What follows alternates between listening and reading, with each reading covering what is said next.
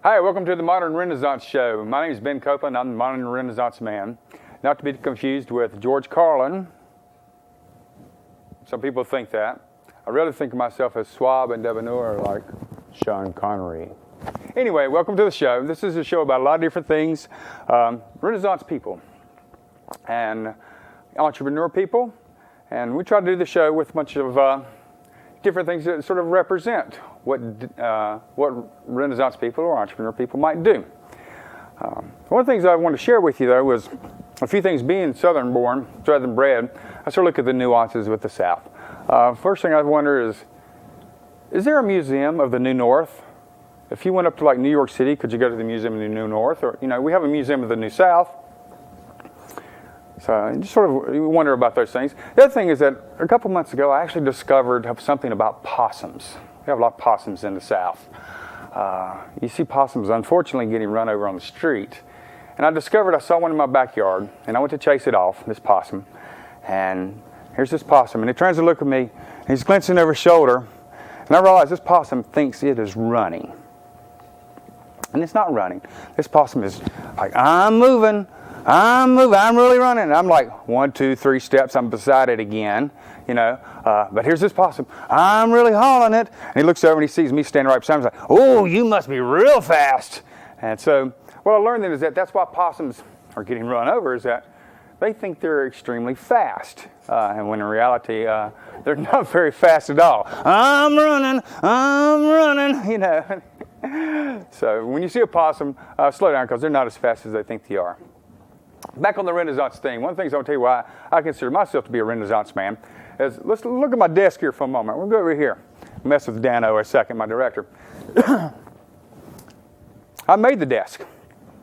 It's actually a simple frame, some legs that come off because we have to bring it in pretty fast. All the wiring's done in place. A little red light. This is when I was a firefighter, when I joined the fire department at 16 years old.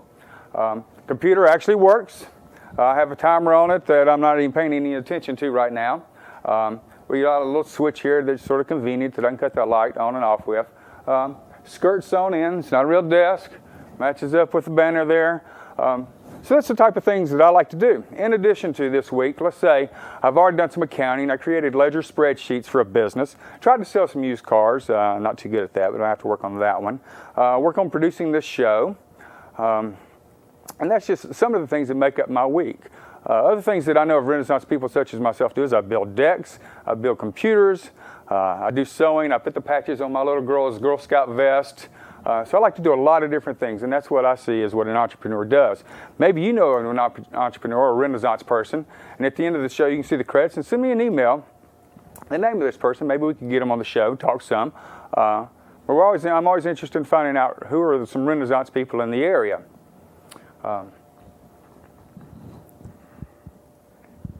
And at this time, what I like to do is I always like to present a serious note to the show. And these serious notes are basically what I call a soapbox. And I've created a soapbox.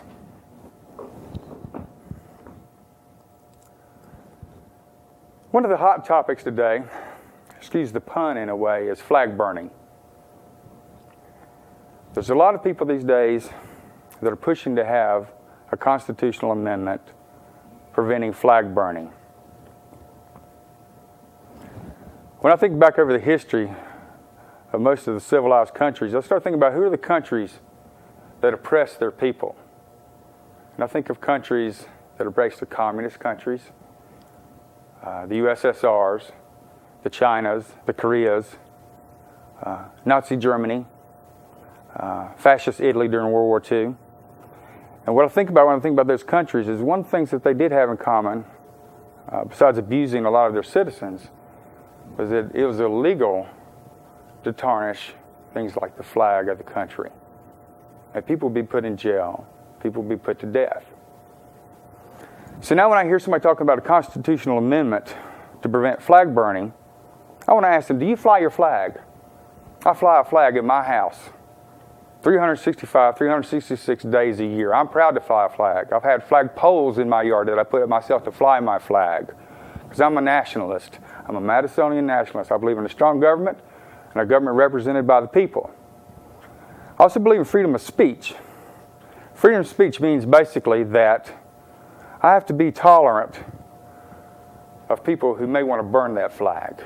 I have to be tolerant of people who are going to disagree with me. I may not like it, and I won't participate in it, but I have to be tolerant of it because this is the freedoms that we enjoy in the United States. So when you're thinking about dinking with the Constitution, particularly in the idea of stopping flag burning, think about what you're endorsing. You're endorsing our country to turn into a fascist or communist state where people are punished for free speech and free thought. You may not like it, but you need to learn with it so that you can have your free speech and your free thoughts.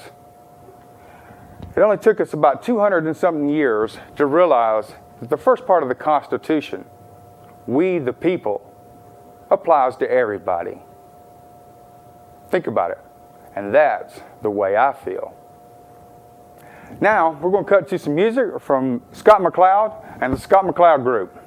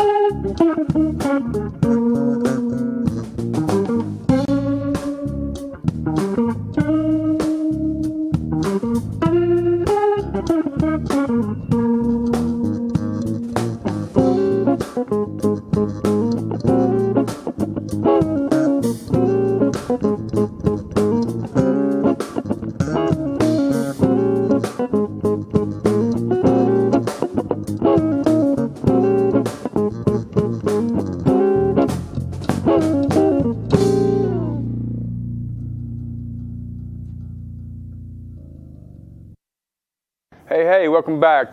Good music there from SMcCloud and the SMcCloud group. Hope you enjoyed it. I know I thoroughly did. There's nothing like the guitar and the bass and the drums that are going on with this band. Excellent combo. What I'd like to do now is bring out a person who I consider to be an entrepreneur and a Renaissance man. As far as I know, he's local, but we'll find out more about that. And I'd like to ask PBarnes, come on out, please. Got a microphone here for you, Pat.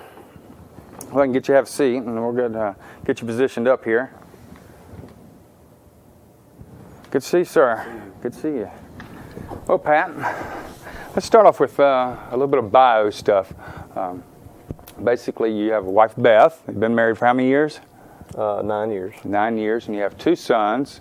Kyle, I remember, because I remember when he was born. Right. And he's 12. Right. And your other son? It's Colton, and he's 7 years old. Colton is 7, and I met him actually 2 months ago out there. And you're native to North Carolina, though. You're not native to Charlotte, is that right? That's correct. Okay, what part of North Carolina? Am I originally from? I was born in Morganton, North Carolina, but I have very short memories of that place because I only lived there. You know, is that where the mental hospital is? Is it really not? I never grew up to the point where they had to put me in there. Before I moved. Now Pat's living in western Mecklenburg County, a booming area, as I understand. A lot of stuff's happening out there, so it's going to be interesting to see. One of the reasons that I asked Pat on the show is Pat is not only to me a Renaissance person, but he is an entrepreneur also in that he's started businesses. Presently, you're running a grading company, and you have a lot of different huge equipment. Give me an example of what all kind of stuff you have.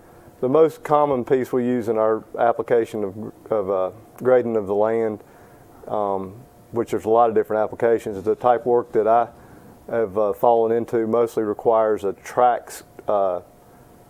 steel track loader of the weight size of about 35,000 pounds. And we use mostly Caterpillar equipment as it seems to hold up better. And it's big stuff. Yeah. Early on when I met Pat was right before Hugo came through Charlotte, and I had this huge pecan tree. I'll never forget it. Basically got uprooted out of the ground. And he offered to come over and basically bury most of this tree. So here was this huge tree, big old pecan tree. It'd been about 55-footer to begin with, and I had about 15, 20 feet of it left attached to this root ball that was about the size of a truck, something like that. It's a good size. Remember that? And Pat come over one morning and said, "Oh, you dig a little hole and put it in the ground." I come out, and here Pat had been sitting in a big bulldozer, probably about 12 feet off the ground, and when I come back out, you were basically ground level. That little hole was quite large. Yeah, we dug a borrow site and got some good dirt out of it and pushed the tree over into the. So that worked out well. Well, let's talk about some of the things that you've done in your past. I know you've done some tree work. What are the other occupations and things that you? Well, I guess my career started out as an employee of a grading company, and during that time I gained a lot of experience through land development sites and installation of pipelines was actually my first job, and sewer and water for new construction for new storm drain lines and sanitary sewer lines for new subdivisions. And I evolved from that onto a grading contractor's crew where we cleared the land and learned about soil qualities and separating structural type quality soil from non-structural type soil. Structural being what you use to compact to change elevations that a building or something is going to be placed on, or a street. And structural quality soils, and learning about the different types of soils. How long was that process is several years. How long were you with that and doing that? Well, I worked as an employee in that field probably about 10 or 12 years, and I had my sights set on possibly being an owner of a business of that nature.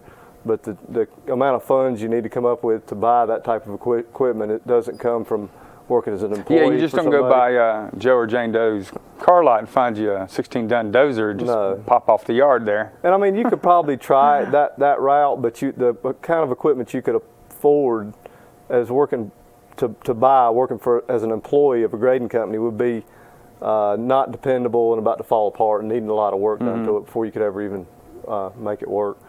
So I really didn't have a plan, but I started doing the type things that I could to make more money than just working as an employee. Now, when I met you, you were focused mostly on tree work, weren't you? Or you were doing a lot of tree work. Yeah, that became an avenue that provided me with more money than an average employee of a grading company could make. And I started I learned how to climb trees, and I went to school and learned some things about arboriculture, and I applied that field into a business that grew through the things that happened here in Charlotte during Hurricane Hugo, evolved that into a legitimate business that because I remember sustained me as an some income. years later, when next thing you had landscaping, right? And there was more residential, wasn't it? Well, I don't think I really. You may have got me confused with another friend, but I never did really landscaping. I came from tree work directly to grading. Okay, because I remember that I ran into you at a hardware store, not mentioning names, and I thought then that you had someone else with you that you were actually doing some landscaping on the side. Well, we Maybe may I have done some landscape repairs that were associated with the tree company, because all three of those fields are real closely related. But the end of grading that I got into is much bigger soil moving than landscaping is. Landscaping is shuffling the shallow cuts of dirt. And grading, we're moving, 10, 12, 15, 20 feet of compacted fill and building buildings on top of it. It's a big difference. Well, and looking at the grading business that you're in now, at what point, I guess that, it sounds like you already had some vision of where you're sort of wanting to head.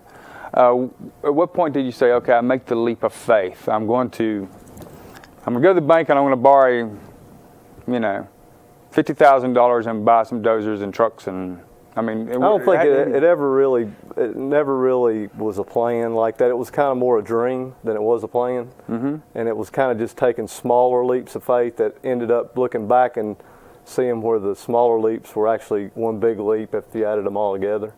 I think it was pretty much the realization that I had mastered the skill of being an operator to the point where I knew I always had that to fall back on.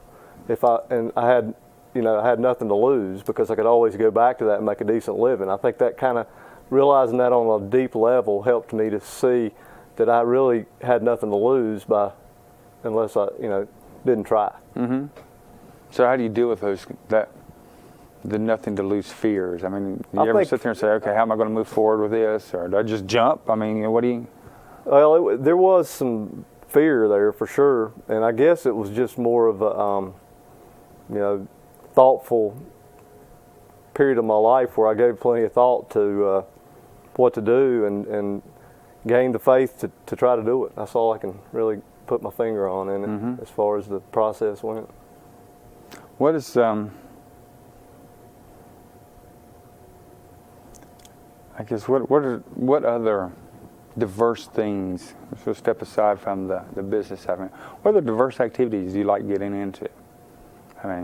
I know you had a bike, I believe. Yeah. The bigger that my company has gotten, the less I've had time for other things. It pretty much takes a lot of my time now. My lack of being able to manage it on a bigger level causes me to lack the time I need for outside activities that I would like to have. But I do have. I've had some custom motorcycles, and I've done some a whole lot of water skiing right up to the edge of competitive level, and but during the last few years, I've mostly just spent a lot of time with my family, and those type of things mean more to me now. Well, what we're going to do is Pat's going to be with us for another taping here, and we're going to jump into some other issues with regard to being an entrepreneur, and obviously a successful one from what I've been seeing. One key thing I want to say before we close is that you couldn't ask probably for a much better boss if you worked for somebody like Pat. I didn't know I was bringing this up, but he actually offered his employees and took them down to the coast a few weeks ago, basically closed up shop. And I was proud to know that you're the kind of manager that would treat your people and taking them on basically a beach trip. Okay. With that, Pat, what we're going to have to do is we're going to postpone and continue the conversation. Have a seat. We've got first now we're going to what we call our Job Seekers Corner. Sarah, if you could come on out.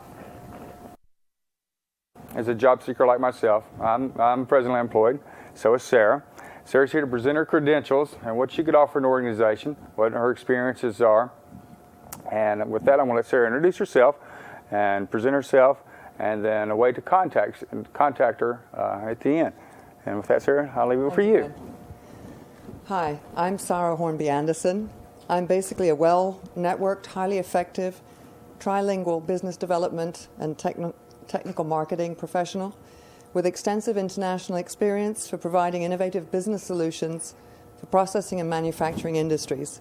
I've worked for large multinational organizations as well as small organizations, including a small technology startup company. I have a PhD in industrial metallurgy with MBA studies, but because it was industrially based, I feel I have a good business acumen. I have experience in strategic and marketing planning, budget and cost management, technology, innovation, contract preparation and negotiations, product and process development, marketing and process optimization. I have a proven ability for increasing sales, for improving sales, market share, and profitability for the organizations for which I have worked. I'm known for my team-oriented style of management, leadership, mentoring, a high degree of self-motivation, and also multi-level communication skills. I've also been known to be speaking internationally, publish internationally, and have held courses on a technical nature, seminars internationally and have dealt with those from inception through to delivery. What I'm looking for is a management position with a small to medium-sized company where I can use my skills of interaction with customers, implement and optimize processes, direct commercial operations, and develop strategic and business plans, but also the capabilities and the productivity of internal and external resources to achieve the strategic goals that the company desires. If you would like to contact me and discuss further how I could assist your company, I can be contacted by email at f-for-Freddy-E-for-Edward-Lady@hotmail.com. I'd like to thank Ben for the opportunity for myself and other transitional people for giving us the opportunity to present ourselves to the industry in Charlotte and surrounding. Thank you.